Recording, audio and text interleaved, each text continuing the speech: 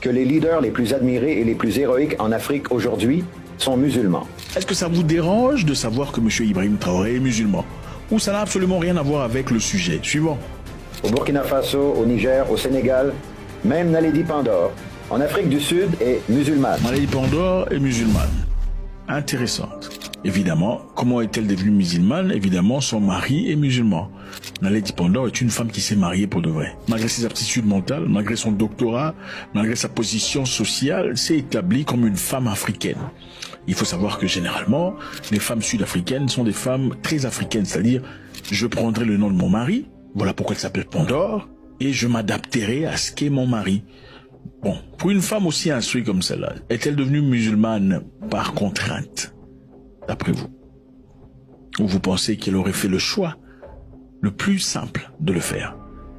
Maintenant, la question la plus importante, est-ce que les capacités intellectuelles de Naledi Pandor, que beaucoup vont apprécier, ont quelque chose à voir avec le fait qu'elle soit musulmane? Suivant.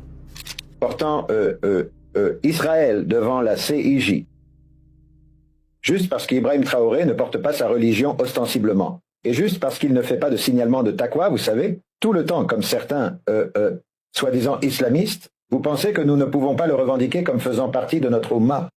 Nous n'avons pas le droit de dire qu'il est un leader musulman, mais il est un leader musulman. C'est un leader africain qui est musulman. Et je suis désolé de vous le dire. Mais encore une fois, le fait est que les meilleurs leaders que vous avez en Afrique aujourd'hui sont ceux qui sont musulmans. Vous pouvez vous énerver autant que vous voulez. Vous pouvez dire, pourquoi Chaïd doit-il parler de religion? Pourquoi devez-vous introduire la religion dans cela? Mais c'est juste une façon de manipuler. Le fait que vous ne voulez pas que la religion soit introduite dans cela. Vous voulez garder la religion en dehors de cela. Non. Ibrahim Traoré combat ces groupes djihadistes soutenus, formés et financés par l'Occident, parce qu'il est musulman. Personne n'a plus souffert de ces mercenaires que les musulmans. Souffert davantage de leur violence et souffert davantage de l'image déformée de l'islam propagée par leur violence. Qu'est-ce que vous en pensez?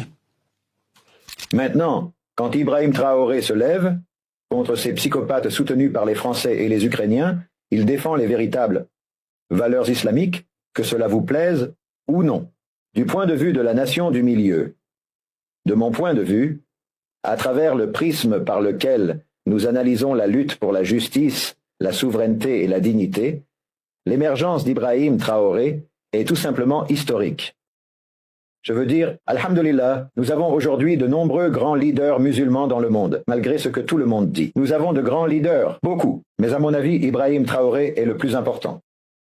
Le Burkina Faso, la terre qu'ils appellent la terre des hommes intègres, a de nouveau produit un homme intègre, non seulement pour leur pays, non seulement pour l'Oumma, mais pour toute l'humanité. D'abord, ils nous ont donné Thomas Sankara, qui était catholique, mais sa vie a été éteinte. Il vient de mentionner Thomas Sankara, parmi les personnes les plus influentes et les plus fortes, pas seulement intellectuellement, mais dans la nature géopolitique. Et il a aussi mentionné que M. Thomas Sankara était catholique. Maintenant, si on voulait le critiquer, disons qu'il fait mention de la religion de M. Traoré pour l'objectif de promouvoir l'islam, pourquoi aurait-il mentionné dans ce cas M. Thomas Sankara en tant que chrétien? On essaie de réfléchir de manière logique et critique ici, ok? Réflexion critique, pas d'émotion. Si vous avez les émotions, vous pouvez aller ailleurs jouer à tout ça là, pas ici. Monsieur a mentionné l'importance de la religion. Pas essentiellement l'importance, il a mentionné cette religion avec emphase.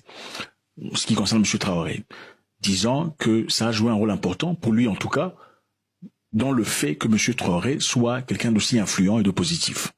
Mais il a aussi mentionné Thomas Isidore Noël Sankara, précisant qu'il était chrétien et mentionnant ce dernier parmi les leaders d'influence. S'il était totalement biaisé, penseriez-vous qu'il mentionnerait M. Isidore Sankara parmi ceux qui sont en effet chrétiens?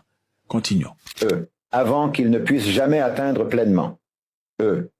Avant qu'il ne puisse réaliser sa vision. Mais aujourd'hui, en Ibrahim Traoré, nous voyons cette vision ravivée et raffinée et alignée avec la conscience de l'islam. Nous n'avons aucune hésitation à reconnaître Thomas Sankara. Nous sommes fiers de quiconque, quelle que soit sa foi, qui défend la justice.